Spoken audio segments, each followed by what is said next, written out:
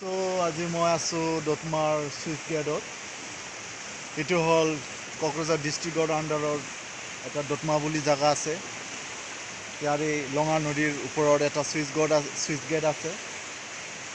সেইটো হ'ল পানীটো অলপ ডাঙৰ হৈছে, সেইটো কাৰণে আজি মই চাব আহিছোঁ। আমাৰ ঘৰৰ ওচৰতে হয়, আপোনালোকে দেখাবলৈ চেষ্টা কৰিম মই।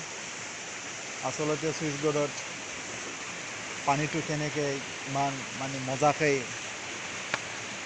বহি থাকে চাওক, আপোনালোকে চাই থাকক।